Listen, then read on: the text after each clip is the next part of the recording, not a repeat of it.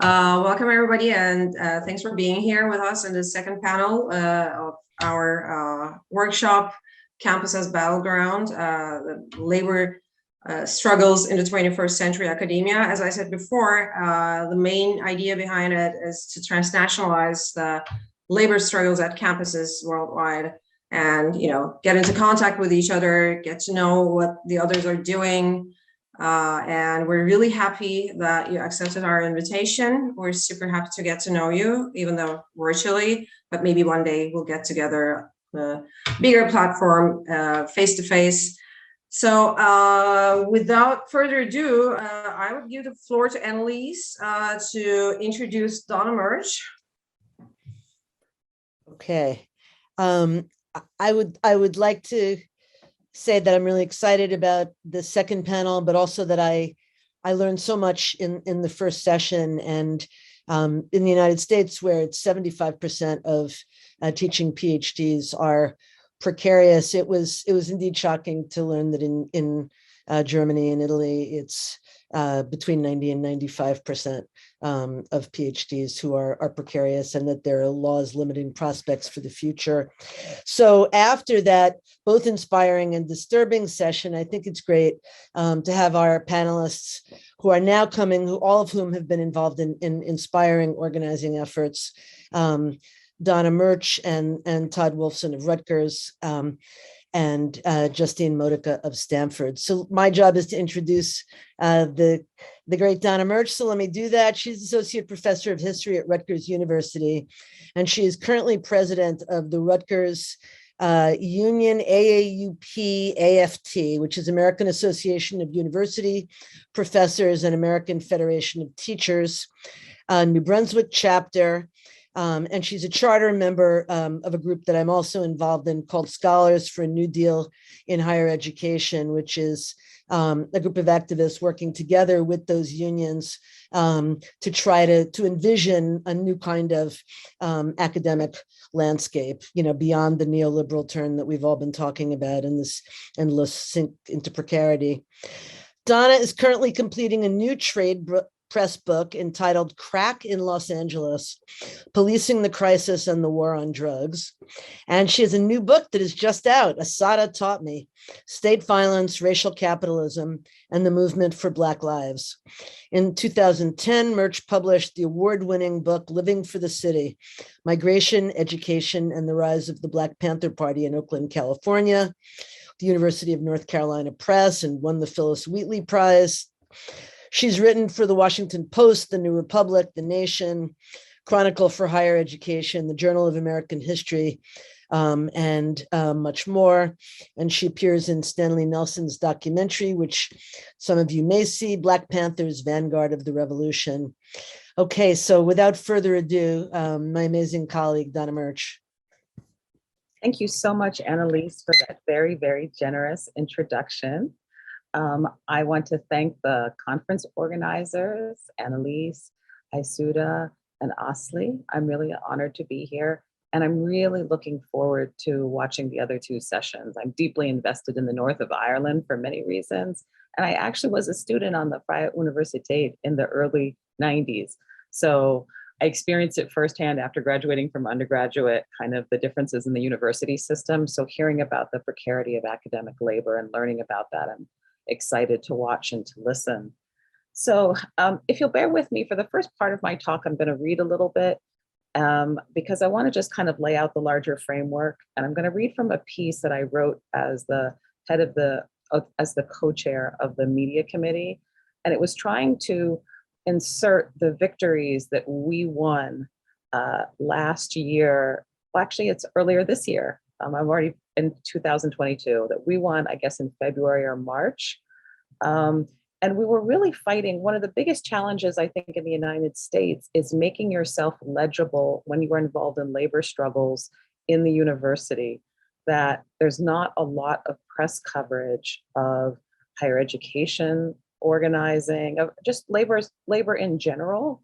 So this piece is both about race and gender and its centrality to a kind of newly expanding and vibrant unionism, especially in public sector areas most importantly, K through 12, and then those of us in higher education who are taking a lot of our inspiration from what's going on in K through 12. So I'm going to start with that broader framing, and then I'm just going to talk more informally about some of the challenges that I see in our organizing efforts around these issues of race and gender, and the kinds of solutions and culture changes that we've tried to implement in order to really transform the culture of the union. Okay, so in contrast to the popular representations of the university as a bastion of radical ideas and critical race theory, our challenges around race and gender too often are steeped in the same kinds of exclusionary politics that see white men as the default worker subject and view themselves through the lens of craft unionism. We are still, I think, battling ideas of craft unionism in the university as it plays itself out around job category, and that is steeped in a kind of assumptions around race, gender, male breadwinner ideal, etc. As an elite set of workers who are meant to lead the campus unions and are best positioned to understand and to represent the struggles of others. So a lot of the kinds of battles we've had in our union, as we've actually grown our union density and expanded, but it's still like fighting against the default vision of what union leadership and rank and files should look like. That said, at Rutgers and other campuses across the country, we're seeing the demographics of union leadership change with more faculty of color and women from all backgrounds who are increasingly present in the leadership and the rank and file of the union. So, all right, so I'll start just talking more broadly about how we think about higher education, public sector unionism. In contrast to the images of a predominantly white male labor force in hard hats and heavy industry that has dominated popular imagination of unions over the past 3/4 of a century, our new labor movement skews Black, brown, and female. It is steeped in social justice unionism that has been growing since the early 1970s. Black feminist concepts such as intersectionality and prison abolition have influenced a younger generation of labor organizer. They have repudiated the Cold War's narrow bread and butter unionism, which benefited only the most elite workers who were overwhelmingly white and male. In the words of George Meany, why should we worry about organizing groups of people who do not appear to want to be organized? The organized fellow is the fellow that counts.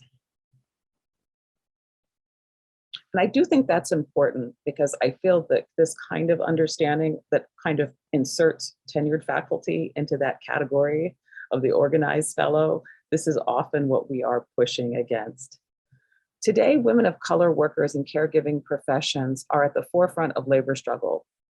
Despite the focus on white working class in popular discourse, Black workers have the highest rates of unionization of all racial groups in the United States. In 2020, unions represented 13.9% of African-American workers compared to 12% of white workers, according to the US Bureau of Labor Statistics. Higher rates of Black union participation can be traced largely to African-American employment in the public sector, which was the key to Black economic advancement since the New Deal. Compared to the private sector, government employment has 5 times the rate of unionization and has been an important arena of intersectional labor organizing. And I'm laying that out because I think that that's our predominant frame about how we understand campus organizing, because we're organizing at public universities, is seeing it through this lens of public sector unionism. Over the past decade, public sector unions in K through 12 and higher education have moved past single issue fights over wages and benefits to more inclusive demands based on the needs of students and their families. Visionary Black female leaders like Karen Lewis and Stacey Davis Gates of the Chicago Teachers Union reconceptualized the terrain of labor struggle as a fight against privatization and structural racism. In 2013, Rahm Emanuel used mayoral control to order the closing of 50 schools serving mainly Black children. The devastating swipe at the public school system meant that not only that children of color lost their schools, but that the entire workforce from bottom to top lost their jobs.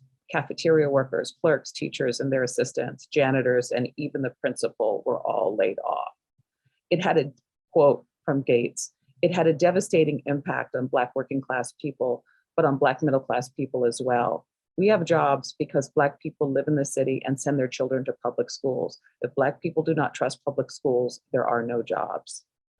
In response, Karen Lewis, the late president of the Chicago Teachers Union, helped pioneer an innovative form of organizing known as bargaining for the common good, BCG, that understands unions as tools for transforming the lives of low-income Black and brown families. Quote, "The struggle is about justice and equity. Teachers are tasked with creating the common good by offering a great education, and so our contract also should represent the common good to give us the tools to make sure that happens." So it's this vision from K through 12 that we are trying to adapt to higher education. And we can talk about it in the question and answer. There's some things that are different, but I do think that we need to invert the relationship and to think that really higher ed actually needs to be looking at this whole archive of struggle from K through 12. The Chicago Teachers Union successes in bargaining to stop school closures, win nurses and counselors in every school, and get housing support for homeless students unable to shelter in place have influenced unions throughout the US.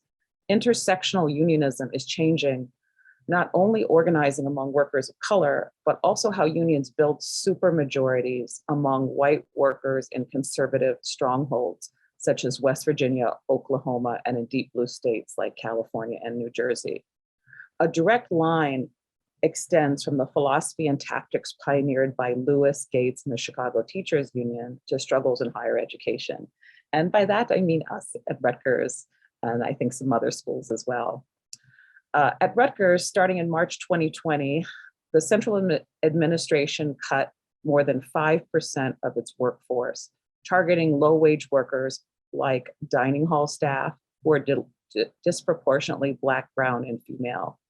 Given Rutgers' importance to the communities of color where it resides in New Jersey, Camden, Newark, and New Brunswick, so you have these majority people of color cities that our public university sits in, mass layoffs proved devastating to employees who relied on it, not only for their salaries, but also for health insurance and tuition remission.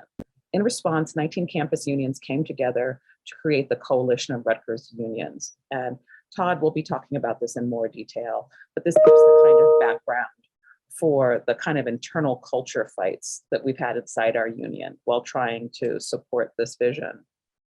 Drawing on the CTU's bargaining for the common good framework, 2/3 of the school's workforce joined forces to fight for a compassionate response to the pandemic. So it was privileging the more precarious workers, privileging people retaining their jobs, and for the firings that had happened, fighting for the restitution of their health insurance and of their children's tuition remission.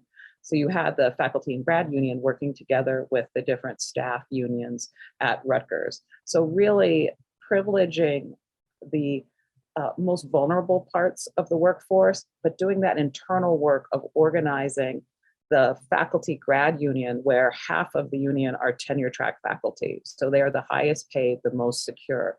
So trying to use town halls, freedom schools, public events done on Zoom, and political education to get them actually to think this is not about simply the restoration of our raises, our 1 to 3% raises, that we should be stopping the layoffs. And we succeeded in this. By the end of 2020, we are constantly doing structure testing and asking people what they think is most important.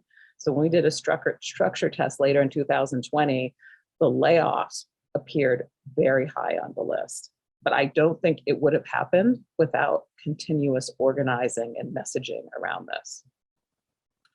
As many organizers know, building solidarity between a diverse group of workers is no easy task. Rutgers activists embraced tools of the Black freedom struggle, including participating in the scholar strike for racial justice and starting a freedom school inspired by the Student Nonviolent Coordinating Committee. In a little over a year, this newfound unity produced a historic agreement in which the Rutgers administration halted layoffs through January 1st, 2022, removing restrictions to rehiring adjunct professors and providing a funding extension to graduate students, the first of its kind at a public university. The recent win at Rutgers is being carefully watched by the rest of the country as higher education is suffering an unprecedented crisis. So over the course of the pandemic, 700,000 higher education workers lost their job. So it's out of that level of pain and loss that this new kind of industrial unionism actually it was already, I think the seeds for it were already there. And I think Todd Wolfson has been the core organizer in our union, who's really provided us the architecture about how to think about how to do this and how to organize around it. So we had some earlier precedents, but this really did emerge out of that pain of the pandemic. I think it would have been much harder to do it without the scale of crisis. The consequences of the COVID-19 crisis, combined with the Black Lives Matter protest, the largest in our history, are fertile soil for labor organizing. The Chicago Teachers Union and the Rutgers Coalition of Unions point towards a burgeoning 21st century industrial unionism in which public schools, college campuses, and the care sector are understood as the lifeblood of local communities and regional economies, just as the heavy industries of steel, automobile, and manufacture once were. And I just can't resist not using my favorite quote, one of my favorite quotes from Martin Luther King.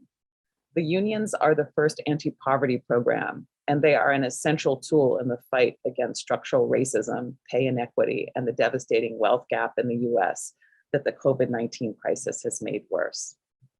So for the second half of my talk, I'm just going to speak informally, and I also want to make sure there's time for questions, but just talk about my own journey and how I became active in the union. So I've been at Rutgers from 2004, so it's going on 18 years in January. And I was always a union member, but my involvement in the union is actually very recent.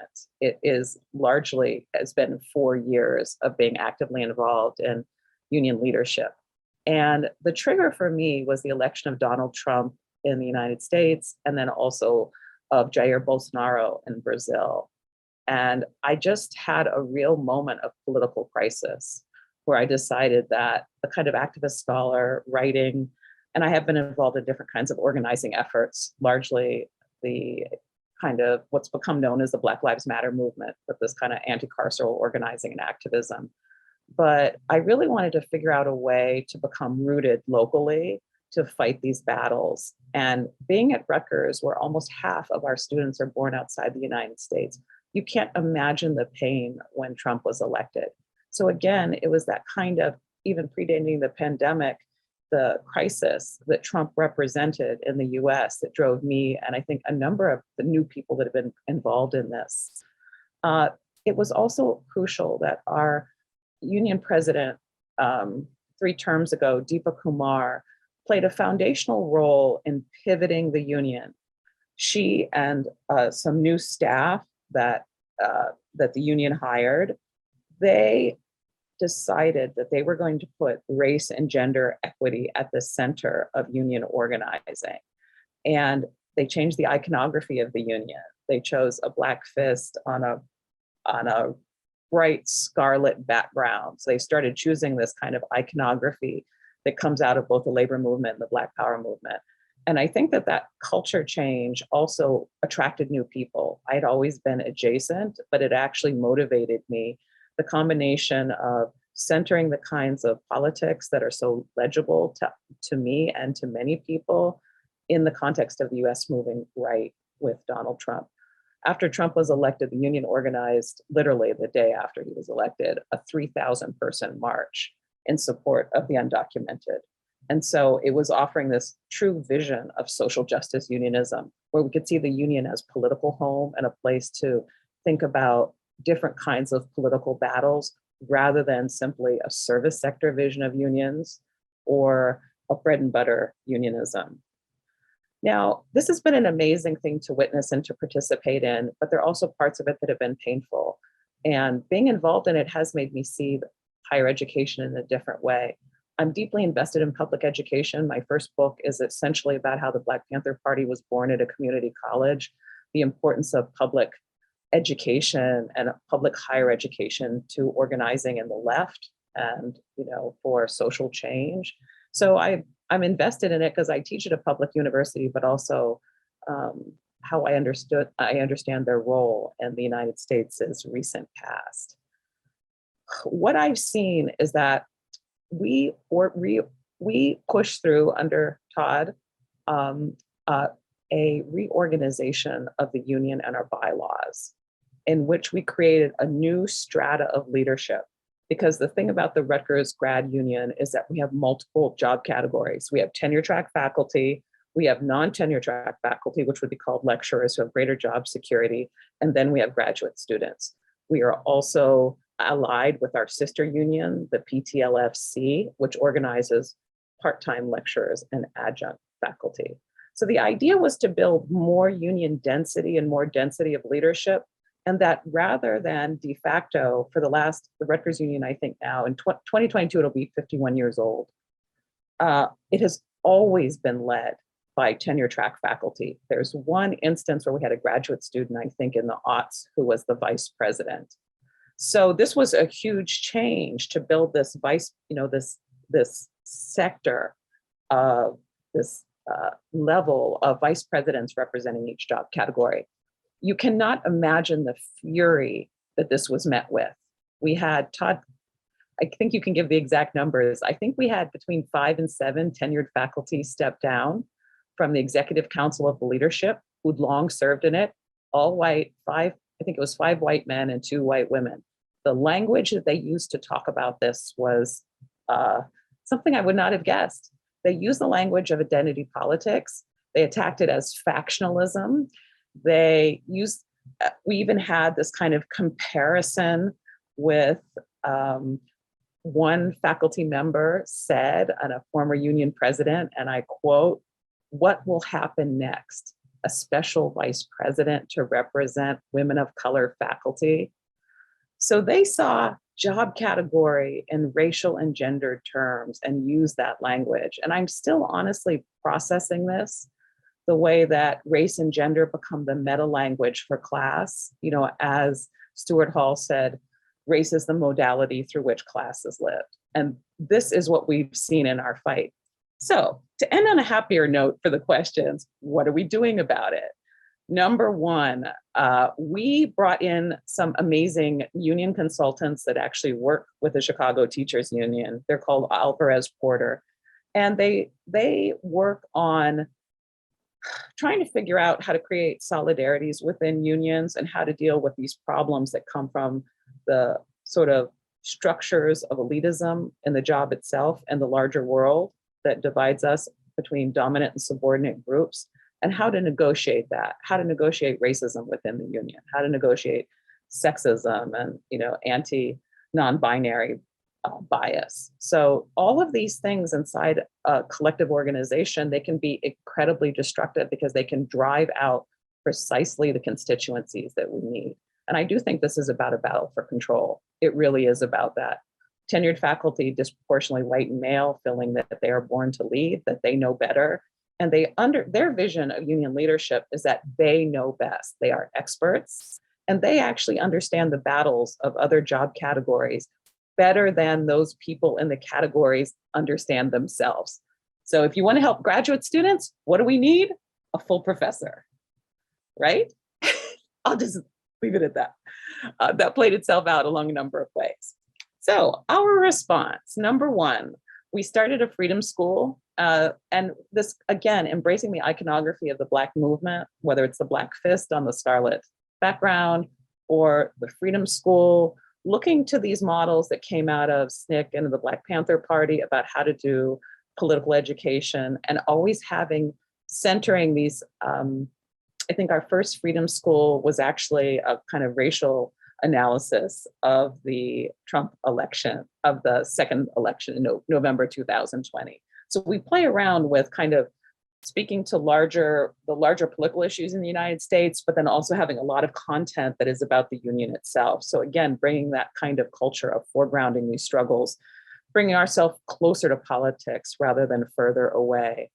The second thing that we've done is we have been actively trying to produce a set of solidarity principles that are modeled on the Chicago Teachers Union that provide a kind of a map for how people can act and how it is you actually create a collective. Bringing together academics to act collectively is very difficult. There are the race and gender issues, but there's also just the nature of the job and the personalities that are drawn to it. So a lot of our challenges are literally about how to build a collective. And at the center of building a collective is strengthening the muscle of solidarity. Solidarity can be a word, but in the lived experience of union organizing, it is a process and something that has to be learned and constantly adapted to the struggles. It means, for example, tenured faculty ultimately, I think, are going to have to and are already giving up some of the privileges that they've had by doing things like flat raises versus percentage raises, which will favor the lower paid workers across job category, opening up the union leadership to have each job category have representation and then figure out how to act in solidarity with one another.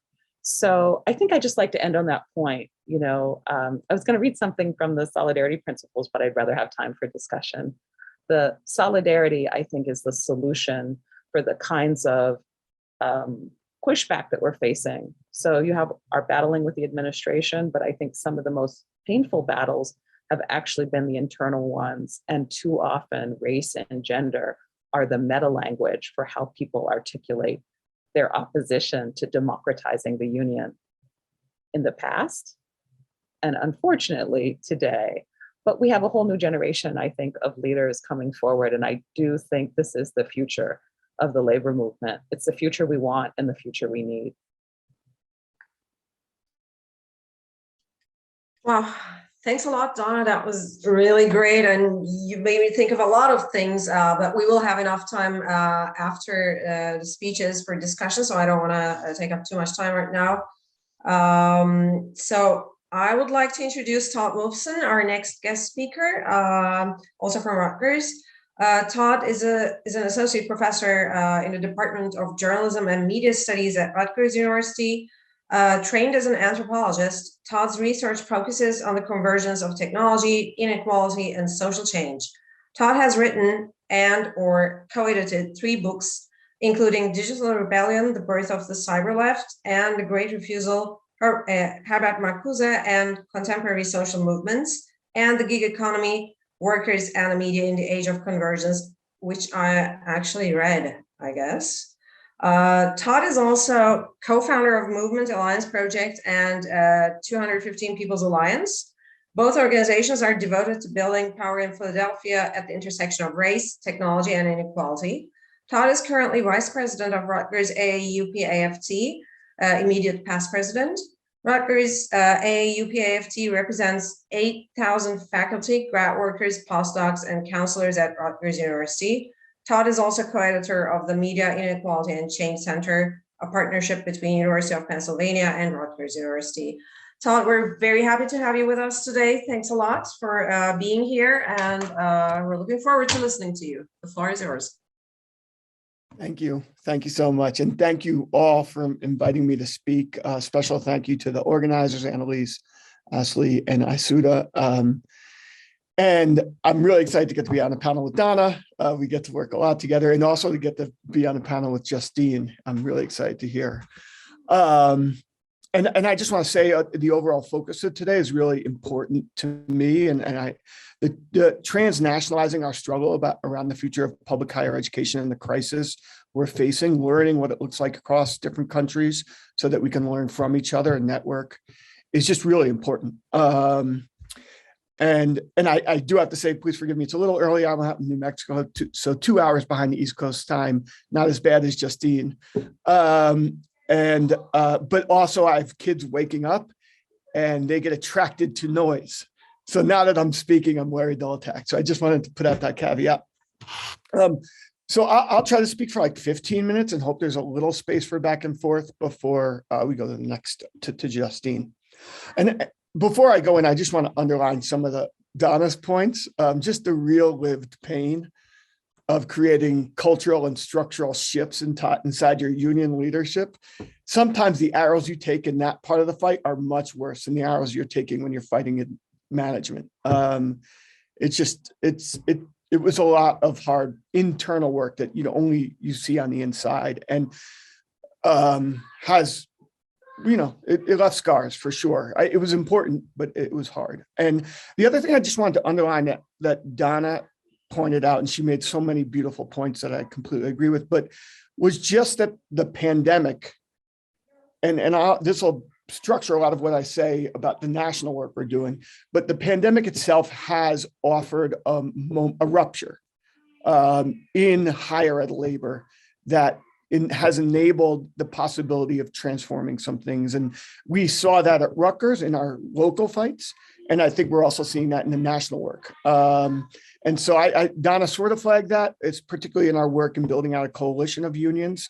And I just want to underline that. I'm going to shut my door because kids are going crazy. Excuse me. Guys, quiet.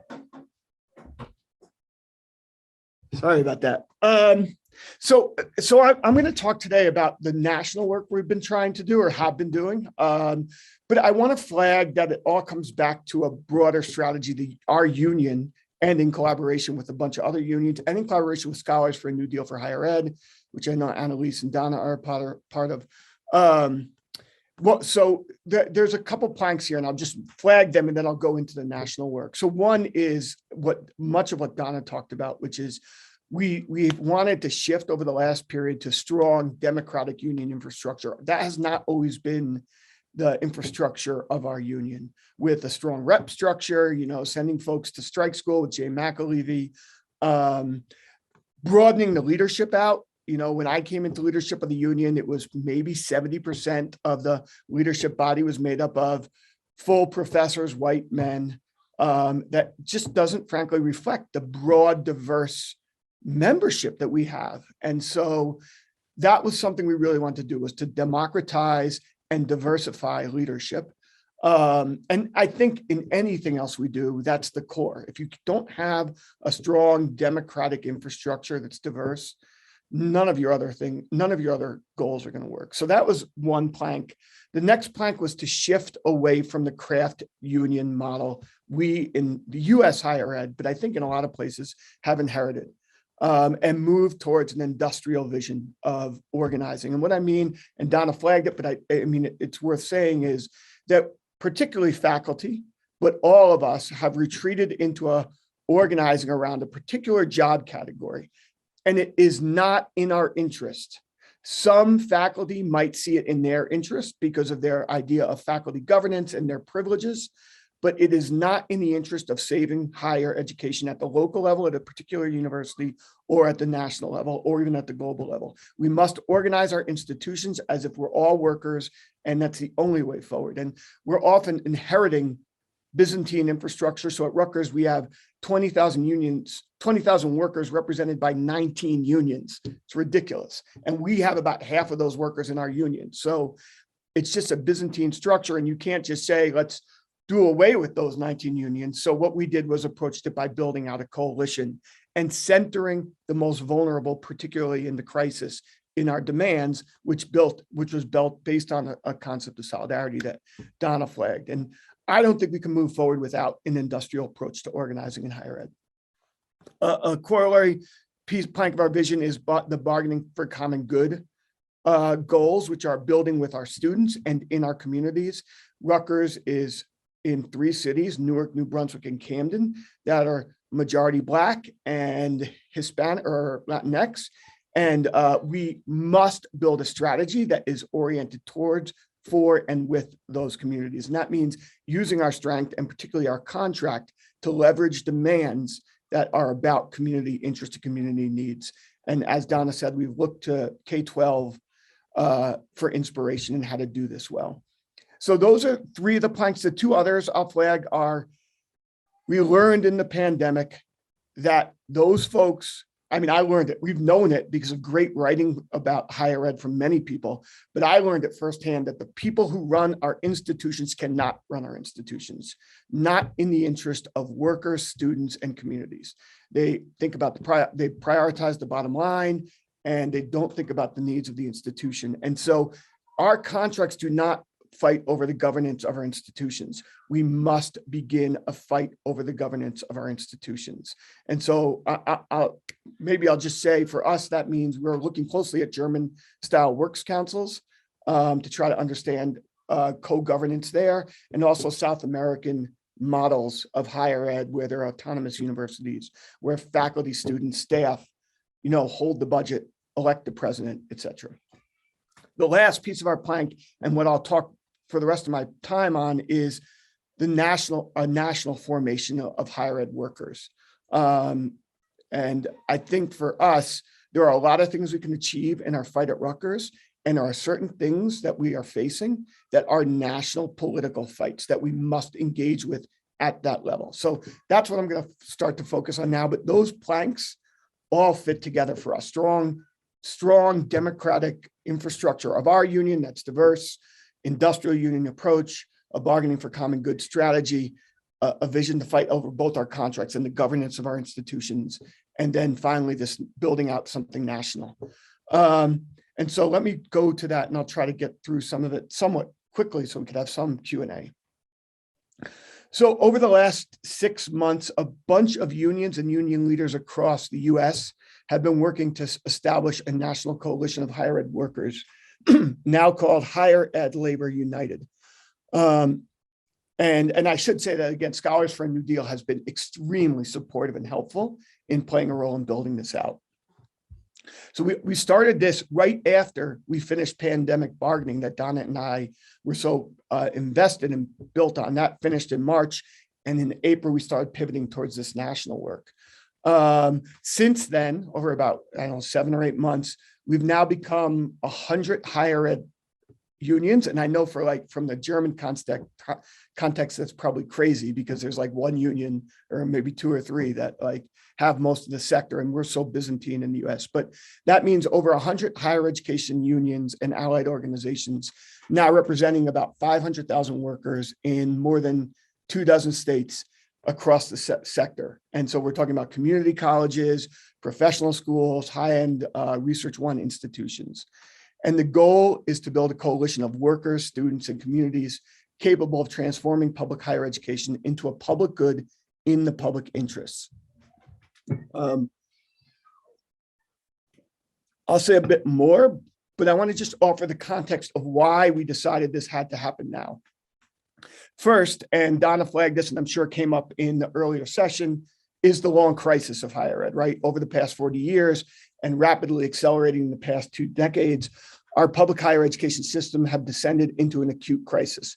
The engine of US innovation, education, and social mobility is just not working for most stakeholders. As a result of massive federal and state government disinvestment and a turn to both student and institutional debt funding, administrations have prioritized austerity over educational mission. This shift in priorities has upended the sector and led to new harsh realities for students, workers, and communities. And we all know them, but it's important to touch on them. And it sounds like in the earlier session, and I'm sorry I missed that, this was discussed in the European context. But first and foremost, it's led to the adjunctification of teaching. More than 75% of higher ed instructors are now adjunct workers with no job security, few benefits, and low pay. It's also produced a student and institutional debt crisis. Students and graduates carry more than 1.7 trillion in debt. Much of it is just unpayable. And the institutions themselves are also taking on massive unsustainable debt. Rutgers just took out I think it's like $1 billion century debt. So we took in $1 million. We won't start paying it off till 21. So, and I think it's ridiculous. This crisis is also narrowed shared governance, as we know. Now, I am not and do not think we want to go back to this notion of faculty governance. We want something much different than that. But still, there's been a kind of narrowing of governance. And this has come with the massive growth of university bureaucrats that run our universities like their businesses. So that's the long crisis. I think we all know it, but the long crisis is compounded by the acute crisis of the pandemic, where, as Donna flagged, 700,000 people have lost work since the pandemic hit, which is 14% of the sector, or even 15%.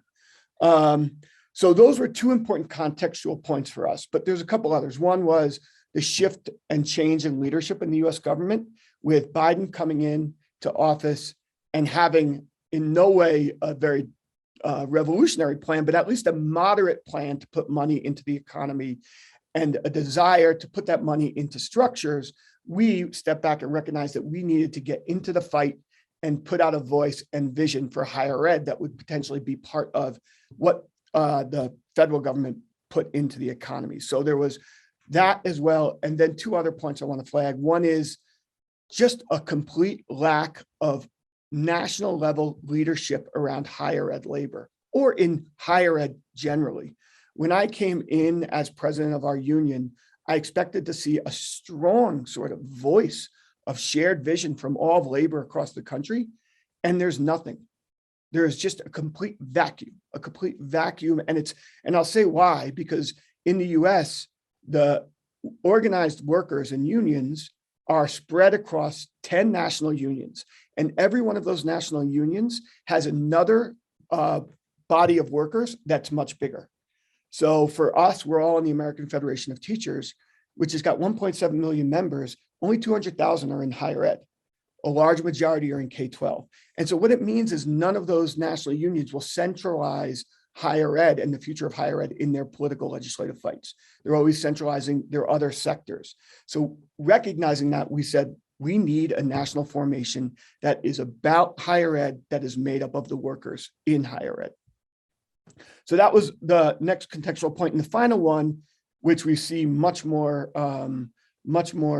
directly now, and we have Trevor on the call with UCAFT and their amazing victory, but is the growing wave of worker militancy in higher ed that we're seeing. And it reflects a broader wave of militancy in the US, and I think around the globe, of worker resistance that we're seeing from John Deere and Kellogg, et cetera, to Starbucks just unionizing just yesterday or 2 days ago. But it's been particularly strong in higher ed, with unions about to go on strike and winning really transformational contracts like UCAFT, like Student Researchers United, UAW, also in the UC system. But then around the globe, I just was with the faculty at Manitoba in Canada that finished a 7-week strike and won and ratified. And also we look at Goldsmith in the UK, which is in the midst of a 3-week strike. So we saw that and recognized that given these 5 points, the long crisis, the acute crisis, the new leadership in the US putting money into the economy, the lack of national leadership, and the growing wave of militancy, that we had to build something together. And so we did, and over the last 6 months, it's grown because there's such a need for it.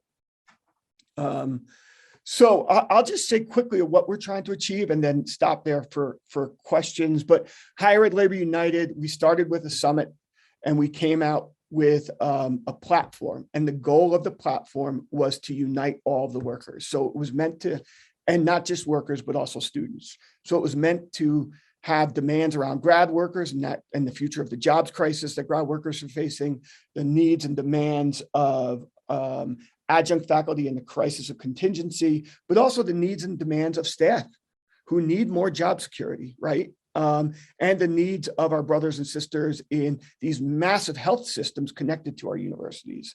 So we tried to build and align a vision that connects all the workers in higher ed. And we engaged in the Build Back Better, or budget reconciliation process in the US. But it was our first time any of us had dealt with federal legislation, and we did not go in with the goal of winning it. We went in knowing we wouldn't win because we were building this higher ed national formation at the same time that the Build Back Better Act, or the reconciliation bill, was already written. But we had 3 demands. 1, free public higher education for all 2- and 4-year institutions. 2, any public institution that takes money from the federal government must move to 75% instruction of tenure track faculty, with a conversion of all contingent faculty into those roles. And then second, if you do not move into the tenure stream, pay parity for everyone else. And then last, a living wage for all campus workers and an end to student debt. So that was the vision. We didn't win any of it. We didn't expect to. But I think what we wanted to do was plant the flag and forge a vision and also build the muscles of working together at the national level. And that's what we did. I mean, we had probably meetings with 15 senatorial staffs and about 15 to 20 congressional staffs, and really put out the vision that we're now going to move towards. So that's done. And where we're moving from here is to have a summit in February. And again, we're going to have 3 core areas of work that will focus our work over the next year. The first is, and this connects back to some of what Donna was saying, organizing and coordinating the higher ed strike wave, which we think is coming, which has already started, actually. We've watched the Red State Rebellion in K-12. We want to learn from our K-12 unions. So the goal here is to coordinate the local militant actions that are going to explode over the next year to make national demands as well as local demands. So what that means is there are just some things you can't solve in your contract fight. You can't solve the job crisis for grad workers in a contract fight with Rutgers. That has to be a national demand. And so we want to lift up those issues when we're going into militancy on our campuses to make it a national fight and politicize it. So that's one area of work. The second area is political organizing. We're going to work to get some of the folks running in the midterm elections to speak our vision of free 2- and 4-year higher ed and the contingency crisis, et cetera. And 3, we're going to build out a legislative strategy and policy vision. So that's where HELU is. And maybe I'll step back and leave it there. And if there's some Q&A, that's great, or we can go to Justine. But I'll just say that the national work, as I said at the beginning, is part of a strategy, at least for us at Rutgers, of building a strong infrastructure of your union that's diverse and democratic, industrial unionization at the local level, fighting over governance, and building this national formation. So great, I'll leave it there. Thank you. Thank you, Todd. This was amazing. I'm learning so much. And also, again, I think we're all being inspired. This is wonderful. And given the fact that if somebody's talk on a campus is canceled, there'll be like 150 articles on it in New York Times, Atlantic, everywhere. But when a graduate student union wins a fight, it'll be like, oh yeah, this happened, and no one really wants to talk about it. It's good to hear from the ground, like this is happening and it's growing. Thank you. So the next, I have questions for you, a lot of questions actually, but I'll wait for the Q&A. So after these 2 wonderful presentations, now we have Justine Modica, and Justine Modica is a PhD candidate in US history at Stanford University and a PhD minor in feminist, gender, and sexuality studies. She is currently a Center for Engaged Scholarship Fellow. Justine's research focuses on the history of women's labor and care work in the 20th century. She holds an MA in history from Stanford University and a BA in history from Dartmouth College. Justine is also an active member of the Stanford Solidarity Network, an organization working to address issues facing graduate student workers at Stanford and to build solidarity with marginalized communities across the university. Please go ahead, Justine. Thank you so much, Isuda, and thank you to Esli, Isuda, and Annalise for inviting me to talk today. This has just been wonderful to hear from all of you. It's really easy. I was thinking before, it's so easy to get discouraged as a graduate student, thinking about how, your colleagues are all going to lose their kind of radical spirit later on when they get faculty jobs. And it's really nice to see that you all haven't, that there's a lot of radical faculty out there in the fight. And I've also just been really inspired hearing from the European scholars about the movements in Europe to improve wages and benefits and support for faculty in precarious positions, and also inspired hearing from Todd and Donna about what's going on at Rutgers, to think more about democratic unionism and expanding the goals of the labor movement, to think more about diversity and equity across the university. So thank you so much. I want to talk a little bit about a movement at Stanford, and I'm just going to go ahead and share my screen. Oh, is it okay if is it possible to make me a co-host so I can share my screen? Thank you. Let's see.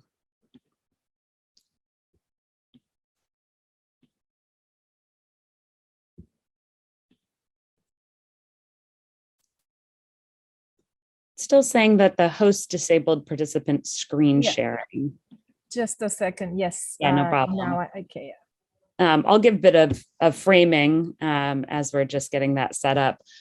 So the Stanford Solidarity Network is a group of graduate student workers who have been fighting at Stanford since 2016 for better wages and working conditions, but also standing in solidarity with subcontracted campus workers, and fighting for a more inclusive campus that's actually safe for communities of color. For those who are less familiar with Stanford, we're a major research university on the West Coast in the middle of Silicon Valley. We have 6,500 undergraduates and 9,500 graduate students, very technology focused. When I checked yesterday, we had a $38 billion endowment, which is currently the second largest in the world. I offer that as some context for some of the things that I'm going to talk about later on. So I'm going to focus my comments on a campaign, a 5-year multi-pronged campaign to try to get better support for graduate students with families. We found that these to be particularly powerful agitation issues and ones tied to larger concerns about gender, racial, and economic diversity in academia. And I just will mention too that I'm going to share some student stories here. I want to storytell a little bit about some colleagues of mine and their experiences at Stanford. I've changed some names in order to protect their privacy. Let me see if I can screen share now. Justin, I'm sorry, I could do it previously, but I somehow cannot. Yeah. That's okay. That's no problem. I will just talk through this. Sorry to interrupt. Can you do this now? Can you try it now? Let's see. Oh, I can do it now. Okay, great. Let me go ahead. Screen.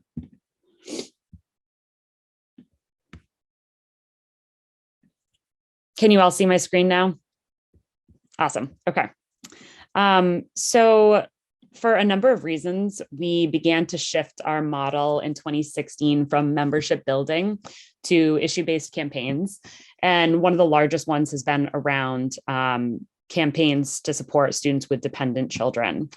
We don't know what percentage of Stanford graduate students have children. We estimate that it's 10 to 15%, but it's really a guess because the university does not collect that information and they refuse to collect that information. They say it's a matter of student privacy, a FERPA issue. We suspect that it has a lot more to do with if they don't have the information, then they can sort of wash their hands of responsibility around doing anything to address those needs. So let me move on to kind of the first part of our campaign, which has been around childcare. I mean, as many of you know, I'm sure childcare is extremely expensive around the country, especially so in Silicon Valley. I have a colleague who was spending $42,000 per year on childcare. And this was 150% of her salary from Stanford, which was only possible because she had a spouse who worked at Google. Another colleague who had savings from her earlier job as an engineer that she used to apply to her children's childcare. But that's a small number of students who are able to do that. Many others are put in positions where they can't afford childcare. Single parents who are raising their children full-time and working as full-time graduate students. So we began to do some research and found that no university is really providing what we would consider to be good childcare support for graduate students with kids, but that many of our peer institutions were doing a lot better than Stanford was, with significant family grants, subsidies, discounts at childcare centers. We met with administrators and they set up a working group and a committee, a mothers in academia lunch circle. These groups met for a couple of years. Stanford also created an affordability task force during this time. And they met to discuss the issue. We continued to present data to Stanford on the need in the community as we were gathering it. But it wasn't really until we held a town hall that we began to see any changes. The student I mentioned earlier, Carrie, got up. She was spending $42,000 a year on childcare, told her story, and also shared the number of peer institutions out there that were providing childcare assistance. The chair of the Students and Families Working Group was in the room, and we asked him point blank whether Stanford was going to do anything to provide financial assistance to students with families to address childcare needs.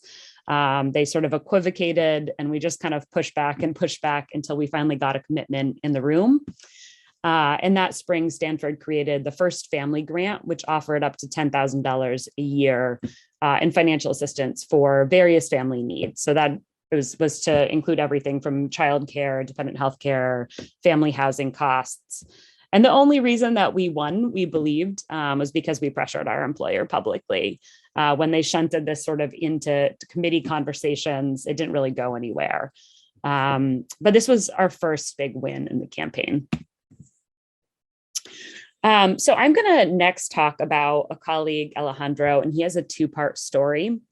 The first part begins in 2018. His one-year-old son began to get small red marks all over his body.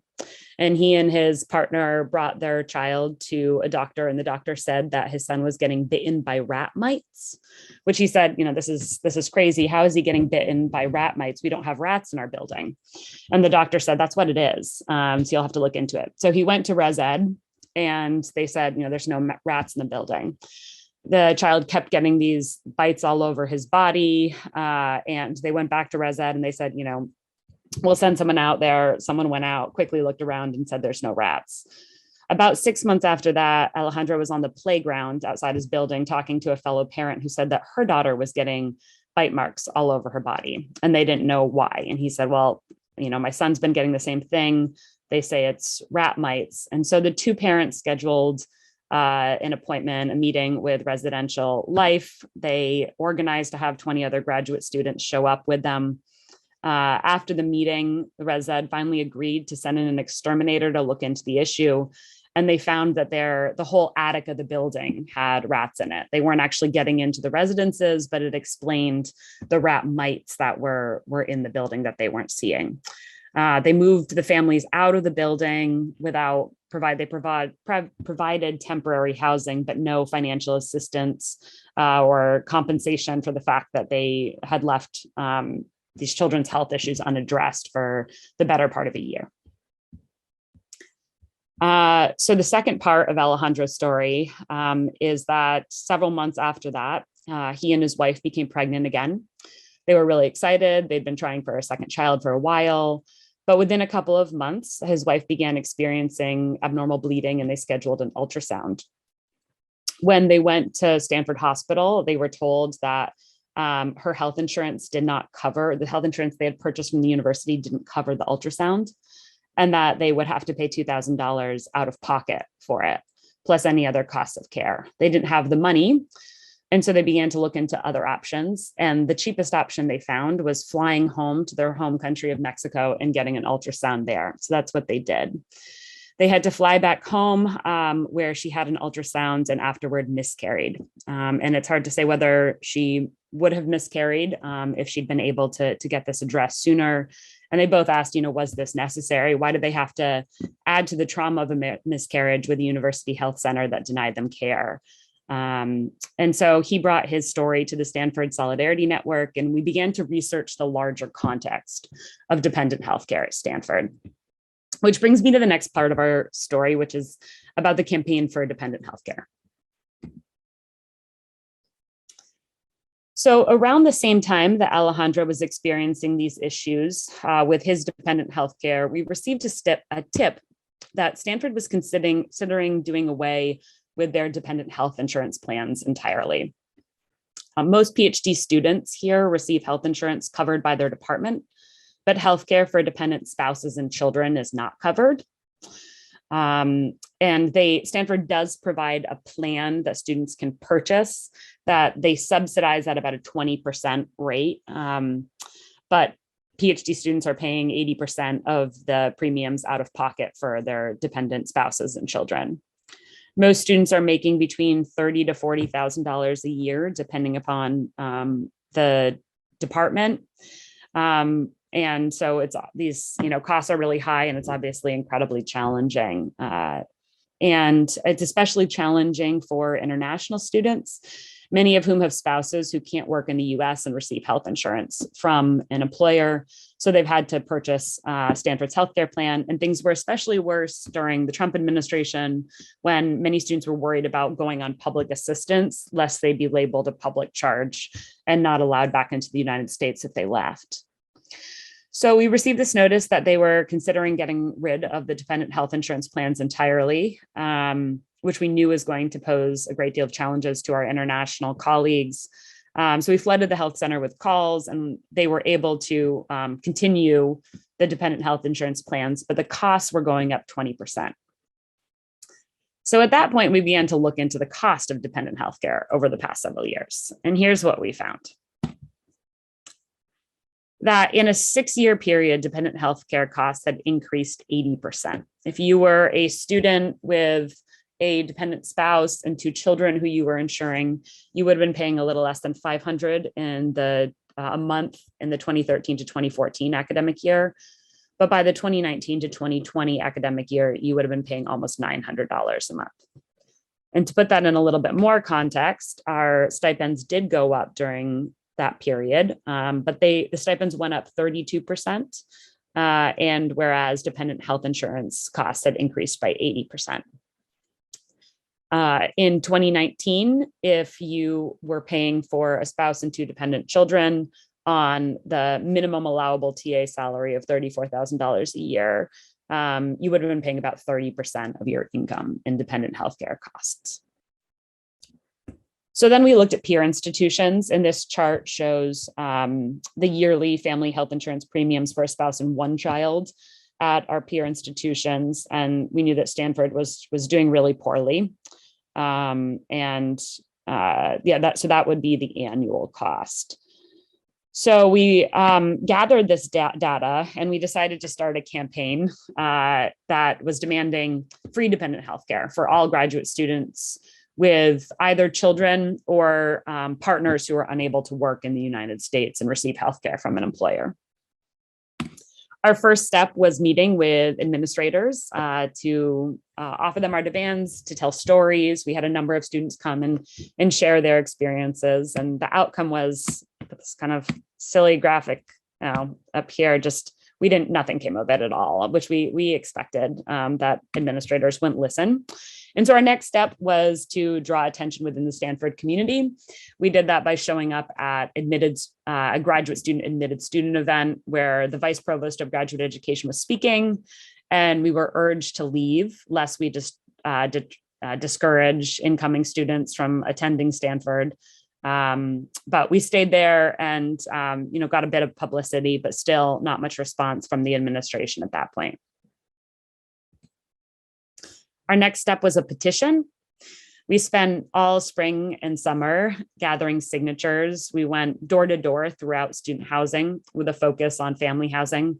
We knew that if we simply sent this out as an email, we were not going to get the type of support that we knew we needed on this campaign. And we wanted to agitate and get folks invested in this and not simply dismiss an email. So we focused on really doing a lot of kind of boots on the ground organizing and talked to hundreds, if not thousands, of graduate students. We went to all the different family events on campus, spent a lot of time on the playgrounds, ended up gathering 1,100 signatures. And by November of 2019, we were ready to present our demands publicly. So what we did, knowing that administrators would not agree to any kind of a public meeting, was that Alejandro and I asked to meet privately with the Vice Provost of Graduate Education, the Vice Provost of Student Affairs, and the Head of Student Health Services. And we sat down in that meeting and began to talk with them about student concerns, continuing our conversation from before. But while we were meeting, students were gathering on the main quad for a rally. And I'm just including some images here. We had a great photographer during this, so I put a few of them up on the slides. When we gave a cue, the crowd began to walk over toward the administrative building. And it was at that point that we told the administrators in the room that there was a crowd of 100 people who were waiting outside to hear from them, and that the crowd wanted to know whether or not Stanford was going to actually make dependent healthcare affordable to students with families.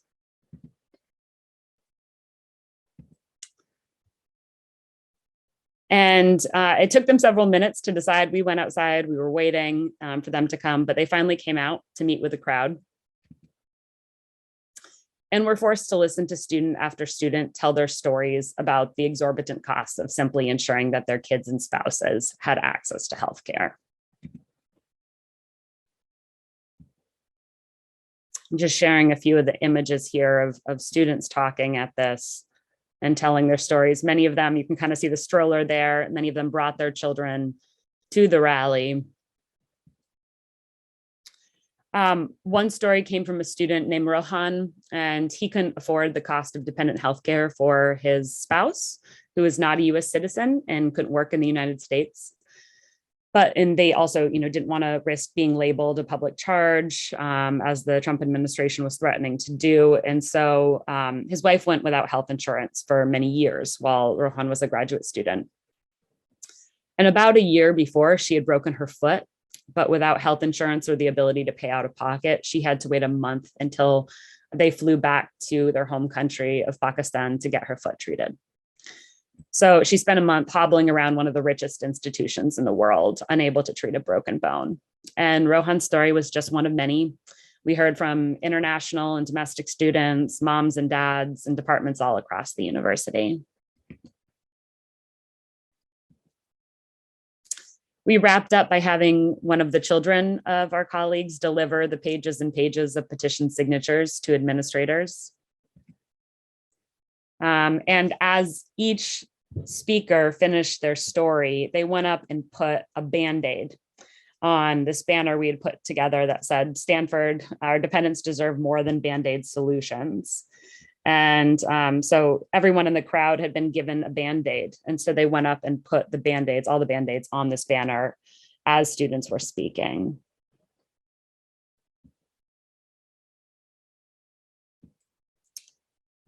And one of our chief goals was drawing attention to the issue outside of Stanford. We knew that the administration wouldn't pay any attention unless they were publicly shamed. And so we contacted tens of media outlets and got coverage from a few local radio stations and from inside higher ed. And finally, we got a partial win from the campaign. They increased the family grant that I mentioned that they created earlier of $10,000. They increased to $15,000. It wasn't the win that we wanted. It wasn't what we needed. It certainly doesn't come close to covering the cost of having children at Stanford, but it was something.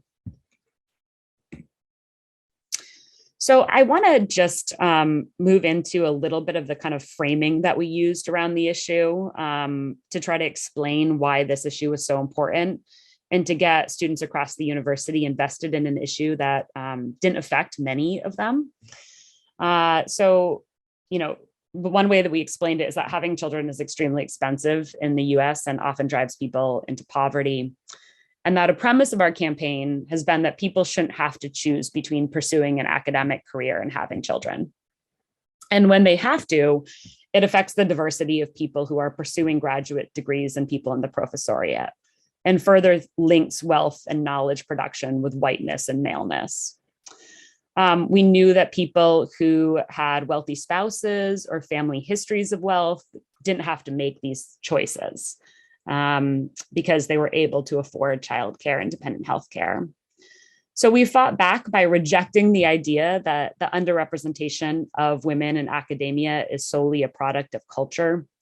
We believe that underrepresentation can't be fully explained by discrimination in hiring and promotion, lack of mentorship, or my favorite one, the choice to prioritize teaching over research, but that it's deeply rooted in the failures of universities to support the positive rights to reproductive freedom, the rights to stable, safe, and affordable housing, and then affordable dependent care and childcare. We suspect that this also plays a role in the underrepresentation of Black, Latinx, and Indigenous people in faculty careers, as there's less wealth in communities of color, and family wealth has just been one of the ways that people have been able to kind of avoid this choice. We conducted a survey of graduate students with children during the pandemic across all 7 schools at Stanford and received responses from 66 students. And the responses were roughly evenly split between men and women. What we found was that this was the average number of hours per week that students with children could work during the pandemic, that is, when kids were not in school or in childcare. This was probably about 6 months into the start of the pandemic. And then we broke that down into how it split by men and women respondents. And we found that dads were able to work 31 hours per week, whereas women were able to work 14 hours per week. So we knew this was dramatically affecting the productivity of our colleagues and the likelihood that women were producing the research and making the progress to be able to go and pursue faculty careers. The final prong of our family advocacy efforts has been around food security. We started an initiative to have the Second Harvest Food Bank come to campus, bring a truck, and distribute food to graduate students. We initially sort of started this because we were thinking that it would be a way to show Stanford and show the larger community that there's just desperate need in our community. We didn't actually expect there to be as much need as there really was. We hoped this would be kind of a way to shame Stanford, but we were shocked by the number of students who are using the services of the Second Harvest Food Bank. They serve now about 325 students a month. And we were also quite shocked by how Stanford co-opted these efforts. Instead of being ashamed of the fact that they have so much wealth and that the food banks have to come in and give students food, they put it up on the website. They talked about it as a partnership with the graduate student union. Sorry, not the graduate student union, the graduate student council. We've just been really shocked by the way Stanford responded to this, but there's obviously tremendous need because there's a lot of students using these services. And beyond Stanford, we know that these are issues across the United States among graduate students. This past summer, the University of Texas reduced their healthcare coverage for graduate students and taking them off of faculty and staff plans and putting them on the undergraduate plan, which offers much more limited hospital stays and access to specialists, which we know are necessary for pre and postnatal care. According to the UT University Health Services website, and I quote, "If you are pregnant, our women's health providers can discuss options and help connect patients to appropriate resources. UHS does not provide obstetrical or prenatal services for pregnant students." So the ironies of this policy in the context of Texas's recent abortion law, I don't think even need to be stated. We know this is going on in many different at many different universities. Just as we were during the break, a friend sent me an article in April about Baylor that just stated that they were not going to provide dependent health care to university employees' same-sex spouses. So universities are finding all different ways to discriminate and deny coverage. Takeaways for us of this campaign are fourfold. The first, that family issues were surprisingly effective agitation issues, even though the number of affected students was relatively low. I was surprised by how many students were agitated around this. I think, I mean, this is a guess, but I think one of the reasons students cared about this is that there's so much discourse around that we're privileged academic workers, that we get to do PhDs, that we get to do this work. And it's not incorrect. A lot of us do feel very lucky to be able to be pursuing PhDs.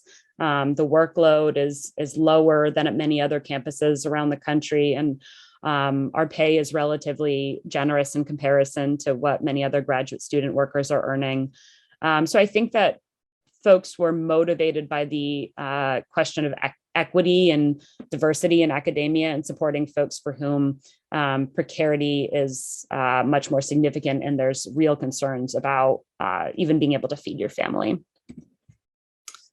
Second, that publicity and public pressure were our only effective tools. At every stage when and I don't think this is going to surprise anyone, at every stage when we asked for something from the administration, they created some sort of a committee and shunted it into a private room, and that never got us anywhere. If anything, it kind of foreclosed discussion.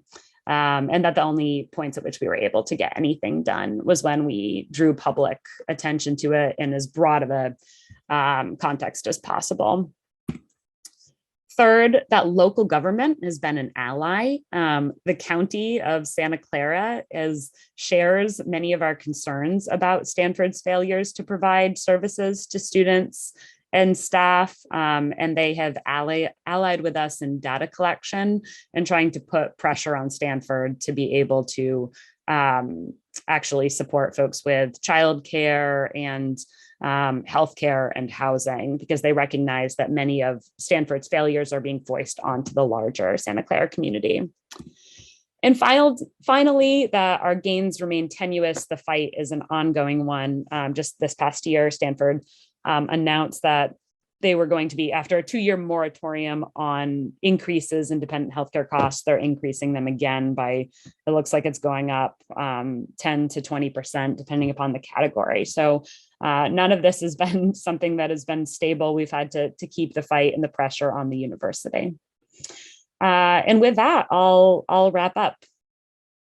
Thank you so much for listening to me here. Wow, Justine, you gave us a lot of stuff to think about. And I was like, while I was listening to you, I was like, oh my God, the rat bites were real. I thought it was like a figure of speech in your title. Oh my God, this is beyond disgusting. Anyway, that was a great talk. Thanks a lot. I'm taking a lot with me. We would like to open the floor to questions and comments. I can, of course, take advantage of my position as co-organizer and go ahead, but please, first the guests. I guess everyone is like, wow, after all this. Yeah, Donna? I just wanted to say to Justine, that was amazing, and it resonated so much. I was a graduate student in the 1990s, 2000s at Berkeley, and before I was in the history department, I was in rhetoric, and there was a huge controversy. This is when Judith Butler first came to the rhetoric department.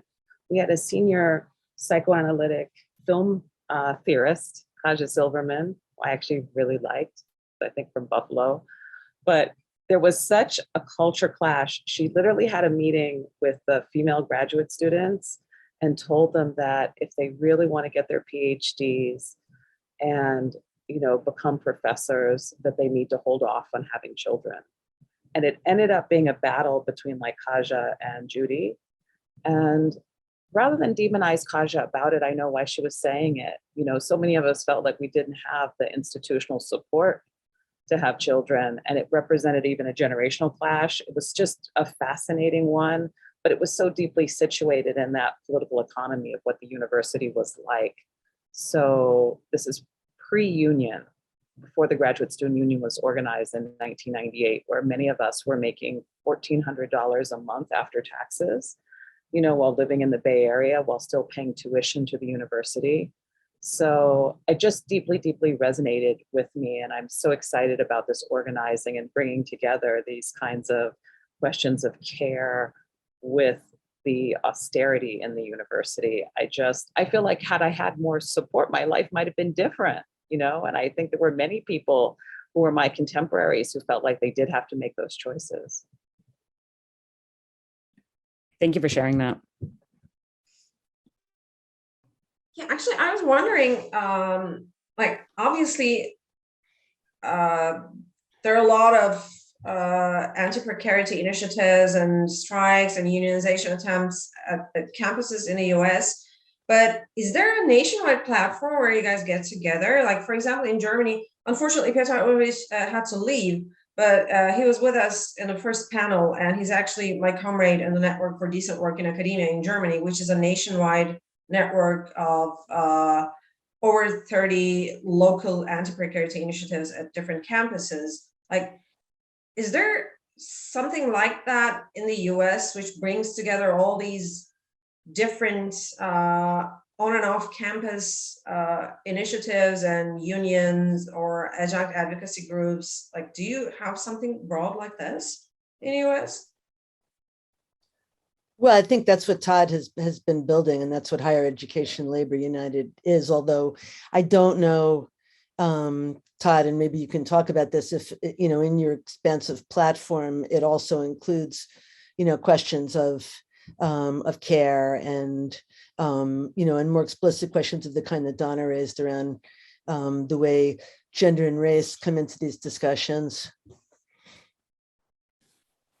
Yeah, I mean, I'll actually put the platform in the chat, and we definitely focus on questions of care and also questions of who leads and how, and so questions of race and gender as they intersect with a national platform on the future of higher ed. But yeah, that's what we're trying to build, Ashley. That's exactly it, is a national formation. We now have about 95 local unions, which are across all job categories. So we have graduate worker unions like UAW 2865, which just had the big victory in the UC system, getting 17,000 new workers recognized as union in the UC system. But we also have adjunct unions, faculty unions like ours, and staff unions and medical unions. So we don't have this, we don't have, it's much more public than private. There are public like AUP chapters and some public private grad worker unions like Columbia and Harvard that are in it. But we don't have the sort of projects in the same way that Justine is talking about, and I think we want to build out. So that's exactly the goal here, but not at the local level. I mean, the fight, Justine, that you kind of beautifully walked us through is a local level fight, which has so much power in Stanford. And I'll say, I was grad worker at the University of Pennsylvania, and part of our attempts to unionize that grad worker for, now it's been like 20 years. But anyway, I will say that, yes, that's exactly what we're trying to do. And I'll put the platform in the chat. Thanks, Todd. Yeah, I sort of. This reminds me, I mean, in comparative political economy, one of the things that we always, you know, talk about, the peculiarity of the American union structure.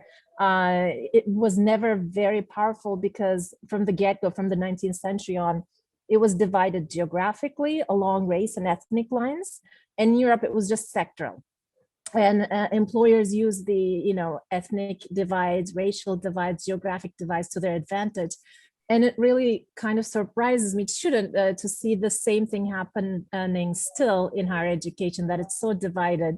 When we keep talking about digitalization, everything, you know, like we're so good at bringing things together, but yeah, when it comes to our own issues, we remain divided. I mean, this is just one of the reasons we're divided, of course, not the main reason, but I loved how you just talked about the local organization, and what I'm wondering is this, and this I brought up before, but there's so little coverage of all these efforts in the national media and in the, I mean, I'm not even talking about international media, but in the American media, despite the fact that higher education has been the focus of like every controversy, like you cannot go through, any major publication without reading about some crisis in higher education, but almost never about the labor struggle. But on campus, the reality is very different. I was at Penn, not as a student, as a spouse 20 years ago. And then all these issues were big there too. I mean, there was a struggle going on, but it never really made the news anywhere. And it wasn't part of the effort maybe back then, but like, do you think this is, why do you think is the cause, this lack of attention from the media? And do you think it would make a difference if we could draw the attention of the public to this issue? Because one thing I've noticed is in state schools, it's a completely different game, unfortunately. Like if you're at Penn or if you're at Stanford, you can shame them and say such a rich,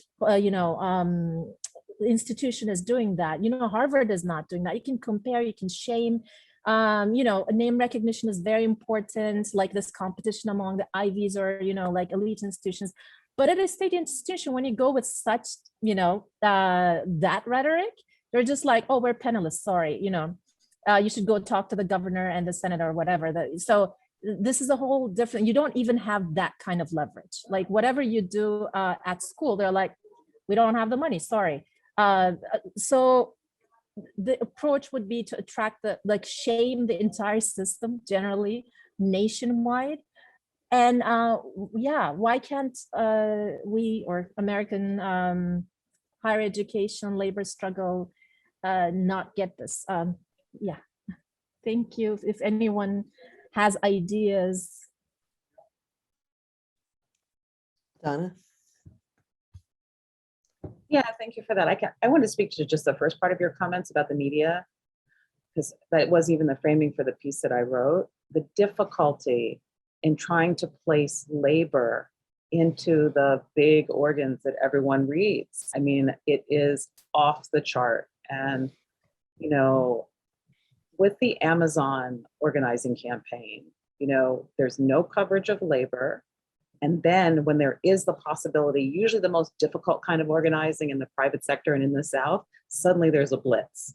And, the framing is always, will this be, will labor survive? Will labor win? And it's like high stakes coverage of very narrow sector and the most difficult battles, sensationalized coverage, but then a complete unwillingness to cover labor wins and an indifference to the public sector. And unfortunately, I think this is a part of the deep ideology of the United States, the anti-statism and the hatred for the public sector. And it does intersect also with this politics of kind of race and gender, and the ways that right-wing ideas are shared, unfortunately, across broad sectors of the population, where I think the hatred, it's a combination of things. First, it's the way in which elite private universities are used as the representative of what the university system is. And we've had a culture war for many years. I mean, I can speak best to the last 50 years, but I'm sure it's older than that, attacking particular kinds of cultural elites. And I think, it radically contradicts what the university really is. The majority of people are going to community colleges, public universities, living at home and incurring debt. But still, what was the name of the television series that came out, which I, of course, did not watch, that was modeled on Brown? Everyone was talking about it, right? The Chair. The Chair on Netflix. Yeah. There's that one. It's the anti-labor nature of the press. The New York Times is especially bad. I spent 2.5 weeks, that piece that I presented, I spent 2.5 weeks trying to get that into the New York Times, worked really hard and just never worked.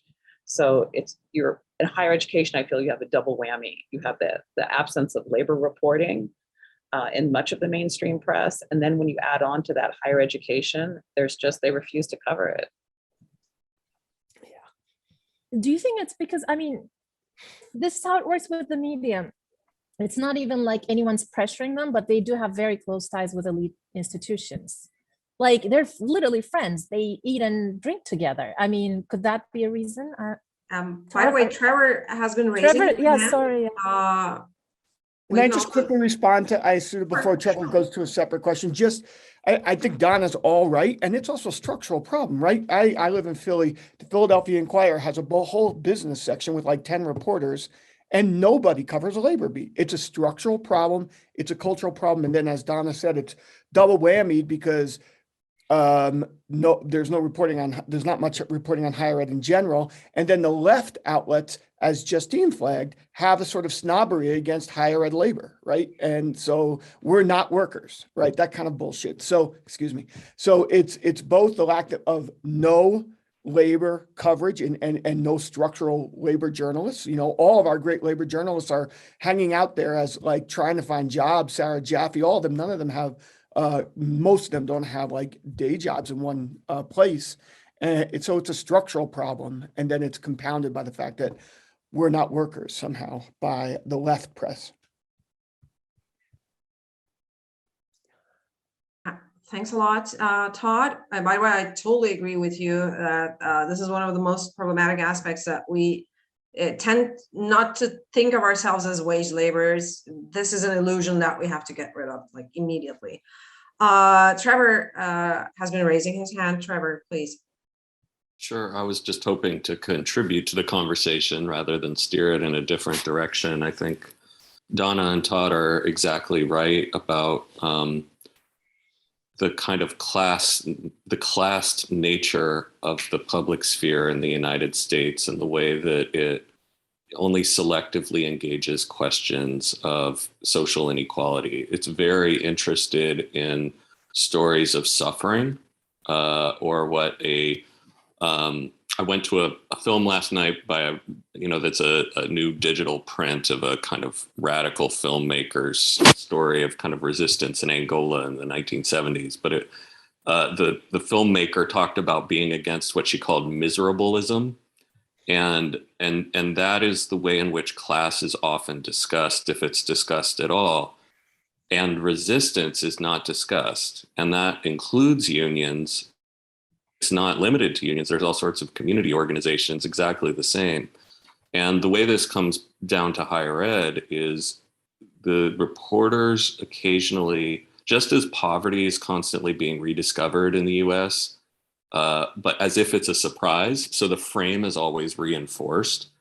Like there's an interest in covering the decline of the teaching profession in the United States as a spectacle of like, look at these people who got PhDs and have bad jobs, not like, look at the resistance, look at how this is, part of a broader system, anything like that. So if you're in a union or even an activist organization trying to do something on these issues, the people you're pitching often have a frame that they want reinforced if they're to cover it at all. So you either hear, that's already been talked about, so your attempts to change it aren't interesting, or I want to meet somebody who is living in their car, who is homeless. I want the most extreme form of faculty suffering to lead the story.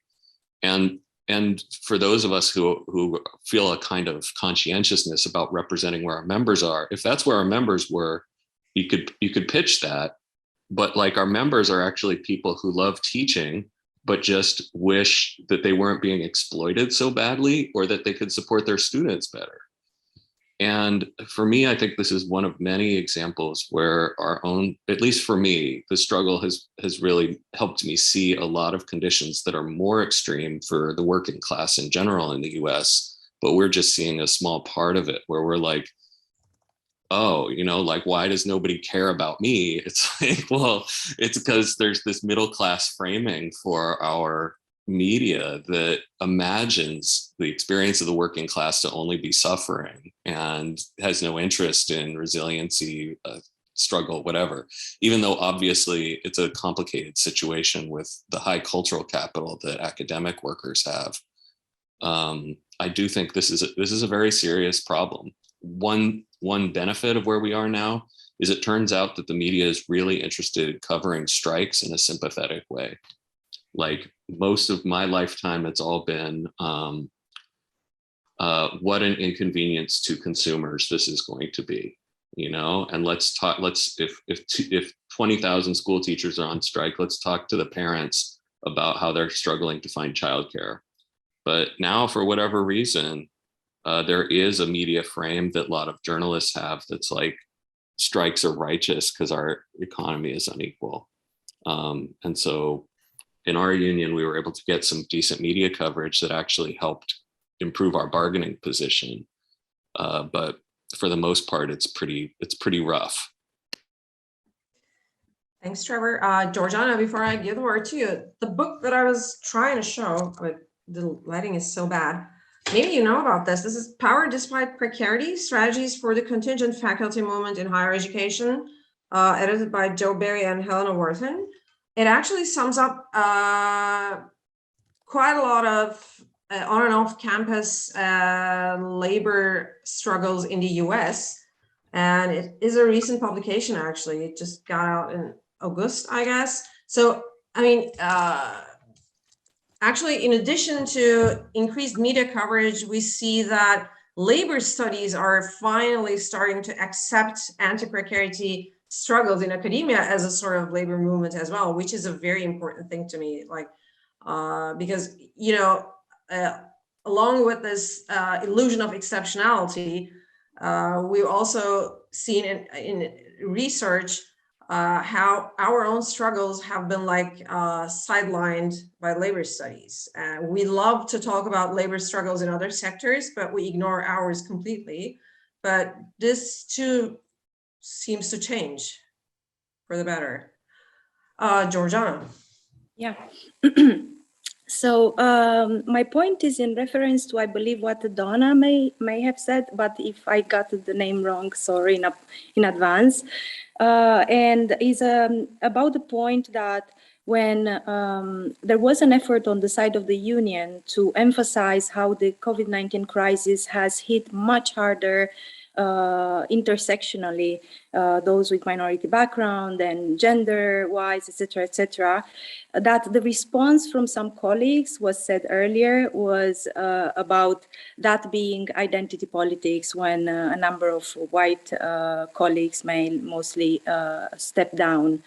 And I wanted to actually emphasize how this has happened actually in Denmark, where I was actually a postdoc at my last employment. Now I'm employed in Spain, because that's what we do in Europe. We run after grants all over Europe, and we are privileged, of course. Sorry for the irony there. And in Denmark, actually, there was an explosion on academic freedom. Basically, politicians started picking on particular type of scholars about their scholarships, and universities have reacted quite strongly against it, with the dean calling for please feel free to speak freely and everything. The attack from the government was actually on the same topic, that this is identity politics. Just a parenthesis, what has happened during the pandemics in Denmark was also a Me Too campaign, which was more popular than COVID itself for about 3 months. And by the way, I declare myself a Me Too campaigner as well. But what is actually interesting is the position of those in the middle for me, which is similar to what Donna has described. So from the political side, you would see a backlash against universities for doing activism and disguised as research, and that would be a line of attack. So basically, you're not doing proper research. That would be from politics into academia. Academia, which resists that and encourages everyone to speak up, limits those who speak up on particular topics. So the topics on which we are limited to speak up again is similar to what has happened in my previous employment in Hungary about gender and migration. Those topics seem to be taboo, and we can no longer talk about them without them becoming activism and no longer science, right? But the position of academics within, and I must say, in my case, I was in an all-male Danish department, except for one scholar who was female. And their position was actually for academic freedom, but paradoxically against us speaking on gender and on migration. And I find this very, very puzzling. One, given the parallel debate between the States and European debates. But then I find it puzzling regarding this level of, I don't know if I should call them hypocrisies or inconsistencies, where is no longer clear to me given that I lived both as a scholar interested in migration and in gender, I didn't know who was on which side really. And so I don't know, I just wanted to throw it out there if there is any reaction on how did you see that kind of inconsistency, if indeed it was that way for you as well.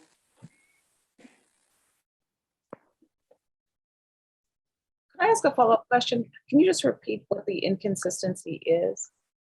Yeah, so imagine your colleagues. In your case, I believe you mentioned how those colleagues stepped down from the union, labeling your work, emphasizing intersectional inequality as a problem, as identity politics, right? So in my case, the inconsistency was between on the one hand, doing this, but on the one hand, also advising us to speak against the governmental attack on academia. And so it was at some point like you cannot win, because if you take an intersectionality approach, and especially if you're also an activist, a scholar activist, as I clearly declared I am, then you are guilty. But then who is making me guilty? The government, clearly so, but also my colleagues who don't want to really take seriously those debates, but yet they declare themselves against that line of politics attacking universities. And I don't know if you've also perceived the level of inconsistency of a similar kind. Yeah, thank you so much for that. There's a lot to think about. I think in the case that I was talking about is that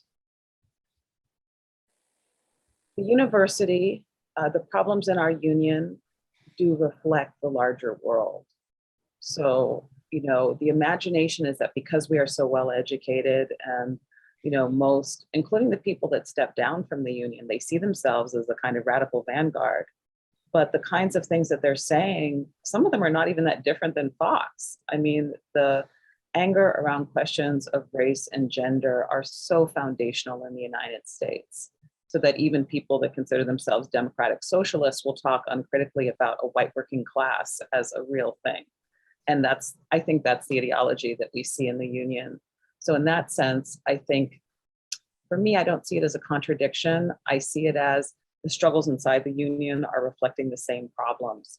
This is also complicated because what's happening in the US is that we have, you know, formerly excluded groups rising into leadership. We had our first Black president of the United States in 2008. We have our first Black vice president, who is also our first woman. And in the university, currently, Rutgers has its first African-American president. The New School has its first African-American president.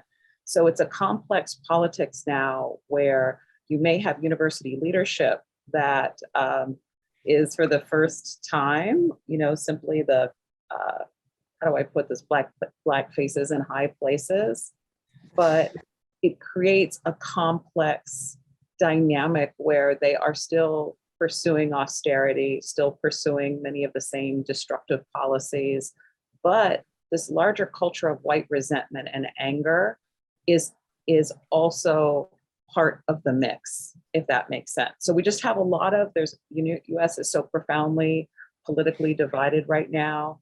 White resentment is surging, and we see that inside the union as well. I actually think that white resentment has been exacerbated by seeing the first Black president, but the labor contradictions are real. And I didn't talk about this, but one of the biggest struggles going on right now is at Rutgers Camden, which is one of the smaller campuses. New Brunswick is the flagship campus, and it has 3 times the percentage of Black students in the flagship campus. So we're presiding over having the first Black president who's pursuing a reactionary model that's no different than his predecessor. So these kinds of articulating these complex relationships between race, gender, and class are there. And some of the positions that people occupy, whether it's leadership in the administration or leadership in the unions, we are seeing a kind of changing racial demographic. But what I see in the union is not that different than what we in a higher ed faculty union, honestly, is not that different than the kinds of racism and gender. The entire development of those solidarity principles is because the former president of the union said deeply hurtful and reactionary things about sexual harassment, in which he was imagining himself and embodying the position of a female graduate student. So it's just, we're having the same battles, I think, that are being had in other places, sadly. And we need to get academics to stop thinking that because they're smarter and better educated, that these different kinds of issues, that they are not capable of them and that they are somehow exceptional. I don't know if that speaks to your point, but. Yeah, actually very much so. Thank you so much. I wrote a short piece, which I will share just exactly to confirm those exact points where, yeah, thank you so much for the exchange. Really meaningful. I wanted to ask a question to all three of you, but also to pick up for a second on Georgiana's thing, because I think that is still a deeply rooted structural problem, which is the assumption that certain kinds of scholarship are not real scholarship or not objective scholarship, right? But are actually activism. And, certainly in my institution, that's had all kinds of negative ramifications for people's careers, whether it's getting hired long-term, from a part-time position or getting tenure. So I definitely think, we've seen in personnel decisions, this idea that certain kinds of scholarship, looking at class, looking at gender, looking at race is not real.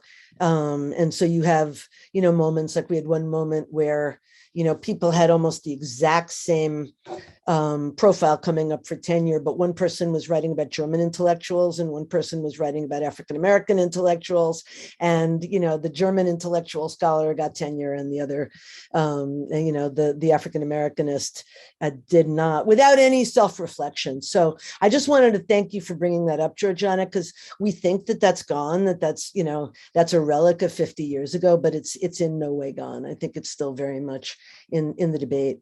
And then I wanted to come back to all of you because I have so much admiration for the principles of solidarity in which you organize and your insistence in bringing together all kinds of academic workers from, support staff on campus and in the hospitals to, part-time lecturers all the way to tenure line faculty. And in looking at race and gender and democratizing, I'm wondering if there are still tensions around class between those groups that you seek to organize.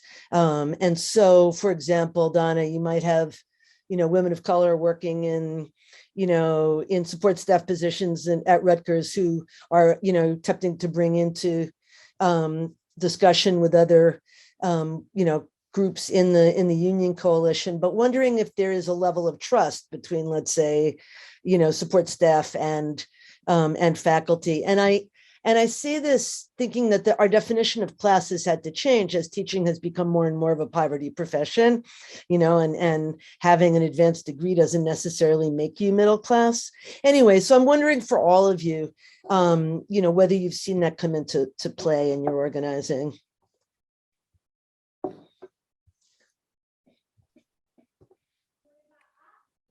Donna, Justine, do you all want to jump in? I could say something, but I will defer to you both. Why don't you start, Todd? Or Okay. just Well, I'll just say briefly, yeah, Annalise, I mean, that's absolutely, you can't organize in a coalitional or across job categories kind of vision and industrial vision without dealing with the structural challenges of that, which are structural challenges because we're differently situated vis-a-vis the institution. Often white men are in the most privileged positions, so it also cuts across race and gendered lines.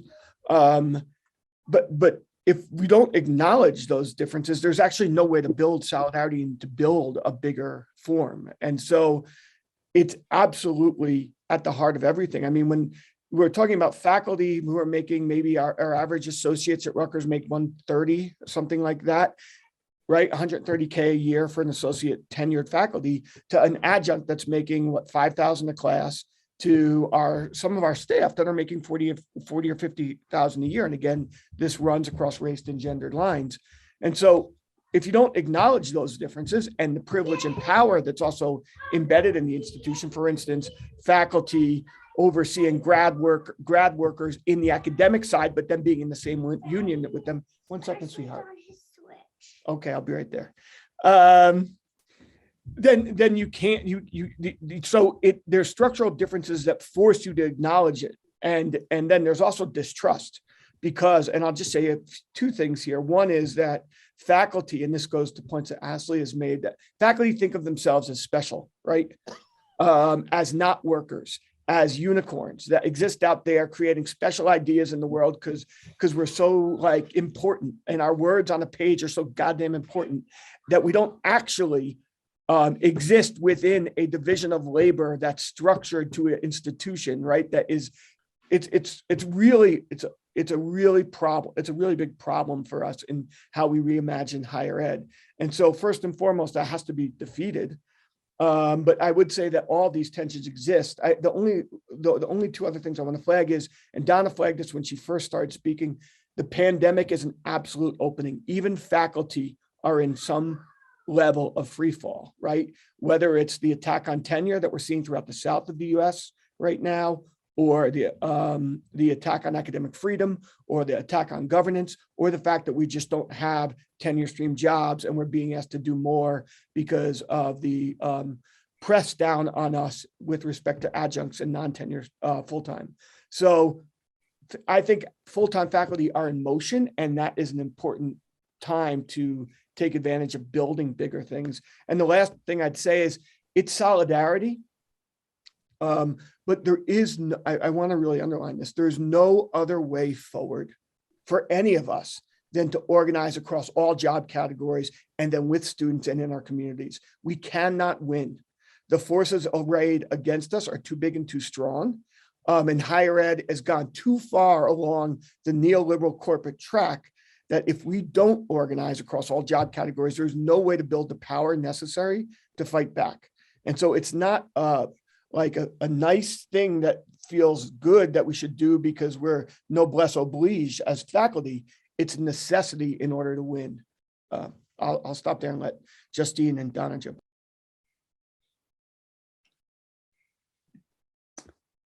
Donna, do you want to jump in or should I? No, I'm happy to. Okay, yeah. I mean, what I can say is, yeah, I think about this a lot with I mean, I 100% agree with you, Todd, that solidarity is kind of the only way forward. We've been thinking about this too in terms of how to organize with more of a wall-to-wall model, or, I mean, for us, I think we're still in the solidarity network stage. So we're kind of not at the point, our efforts to support other categories of workers on campus have been largely just kind of support in various efforts and kind of standing up with custodial workers who had, the university refused to extend pay continuation, saying that they're, they were facing all these issues with their endowment and their operational budget. But we haven't, I mean, it's something we're kind of trying to figure out. What does the future look like? In terms of class in our organizing, if anything, I found almost folks are so hyper attentive to concerns around privilege that they're unwilling to claim the status as workers.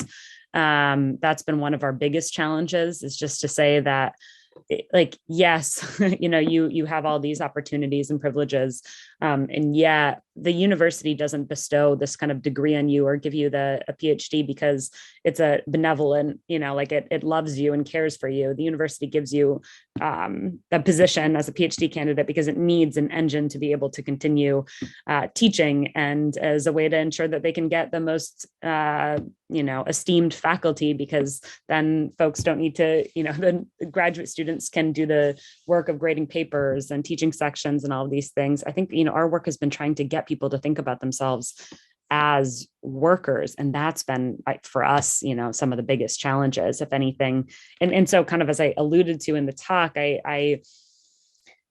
it's these kind of more solidarity-based campaigns with groups of workers who are seen as maybe the less privileged segments of our even graduate student workforce have been the most effective strategies, because they don't rely on students to think about their own needs and concerns. And then getting that, creating a sense of, well, like, you're entitled to things too. It's you're a worker, you're doing this. You're not here because the university is some sort of benevolent institution. You're here for a reason and to serve different needs. Like, that's been the real kind of challenge for us.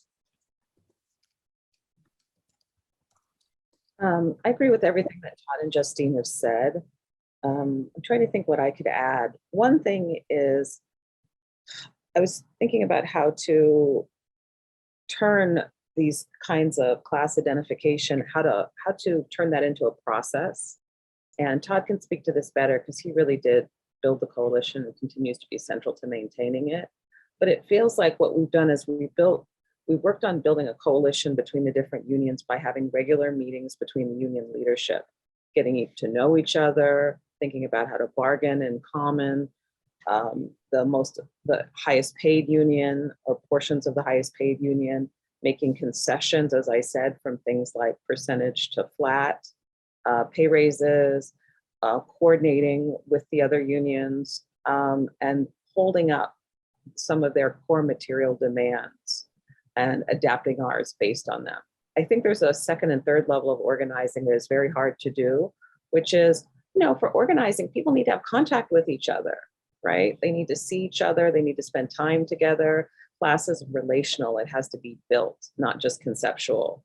And that's the hard part. We're a giant public university with 100,000 people. We've been on Zoom for 2 years. And I think that when people were getting fired, because they were firing the dining workers and custodial, very few people eat on campus. Very few faculty eat on campus, I'll put it like that. So people could, dining hall workers affected, there was less social contact between them and the faculty and grads. Rutgers is a commuter school. It's not that model of the resident university where people often meet in common. People drive in and drive out often. However, the custodial staff were people that people had regular contact with in their departments. So I think figuring out how to build on some of the social relations that already exist and to break down the hierarchy, but I think people are most likely to identify with people that they see. So that, to me, this seems like one of the biggest challenges. This is why Todd is so invested in workers' councils. We have to create ways to build relationships, not only in the leadership of the union, the very top leadership, but in the middle strata of leadership, and then at the rank and file level. My dream of the Freedom School was to try to find a way that we could also not only have faculty and grads coming and people from other campuses, but actually have people from the other unions. But that's a really hard lift. It's hard to even to have relationships strong enough that we could have them sending out our messages to say Freedom School is happening to their members. So, that piece is really hard. It's an organizing piece that, we're still figuring out. If you guys have ideas about how to do that, I think it's important. One is through that physical idea of industrial unionism. So starting with the buildings, building those relationships, because Rutgers is very spread out. It has 4 different campuses. If you include the medical campus, I guess we have more. Yes, I'll stop there. There are challenges in how we create sociability and relations between people themselves in order to build this solidarity to another level. This Thanks a lot. I sort of, did you want to add something? I was just, we need to wrap up slowly, but we'll wrap it up there. Thank you, Donna. When you talked about custodial and dining hall staff, I had similar experiences in Turkey, and we were not organized. It was very difficult to organize at my university.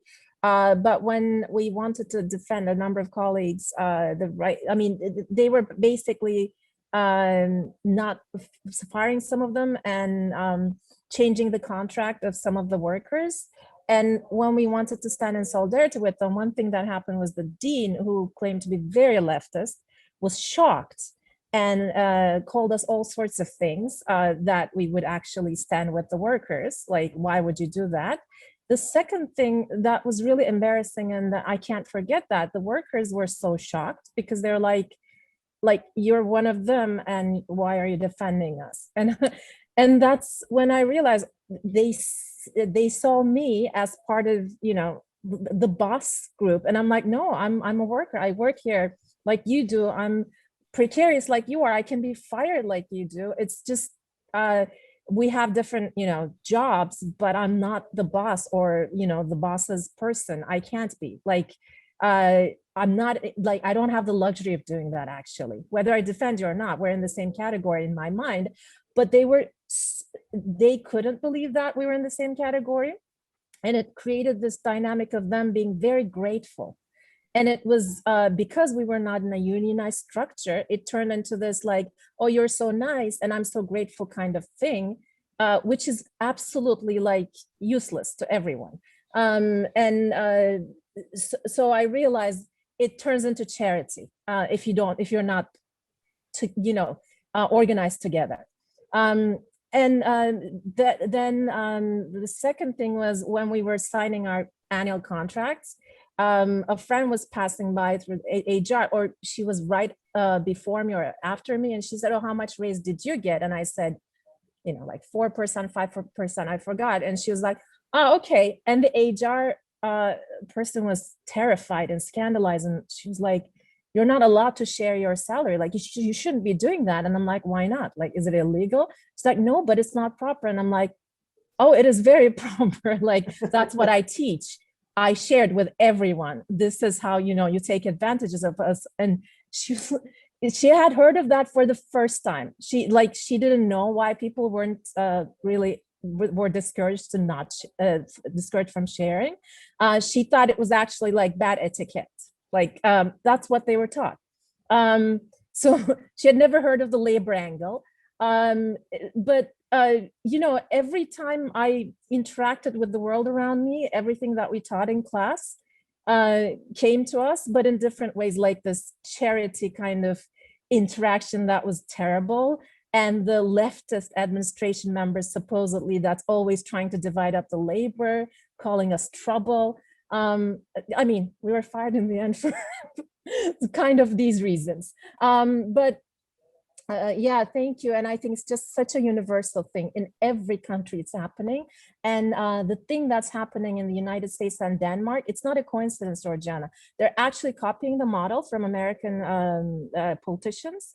It's completely copied. And it used to be, Europe used to be a little behind on that. Like, they would learn from American conservative political movement and then copy it. Now it's a matter of weeks.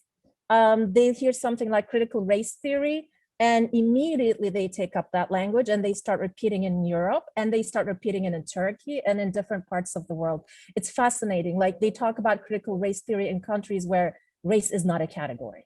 It's just the amazing power and success of the conservative movement in the United States is its discourse spreading like wildfire around the world when it comes to higher education, on some other issues too. So because they're so organized and so powerful in spreading their message, we really should be united in spreading our message internationally too. Thanks a lot, Isla, for this note. So with that, I guess we have to, Annalise, you're on mute. Oh, Sarah has something to say before we close. Can I just quickly say that all of you are such an inspiration. Your work is amazing. And I feel so privileged to be able to just like listen to your stories and your ideas. And it's just, for me, this was like an amazing experience. Thank you so much. And it was good to also thanks Asuda for bringing in a bit about Turkey. I think maybe, you know, it would be nice to maybe like also think about like, you know, that example in a more sort of, you know, comparative context. But it was amazing. Thank you so much. Bye. Thanks a lot, Sarah. And thank you all actually for a great discussion. Thanks to our guest speakers and to the audience. It was really exciting and super inspiring. And thank you for taking the time on a Saturday. I'm sure you had better things to do, but you chose to be with us today, and it means a lot. And I really do hope that we can keep in contact, because it's really important to transnationalize the struggle. And I really appreciate all of you getting together with us today. Thanks a lot.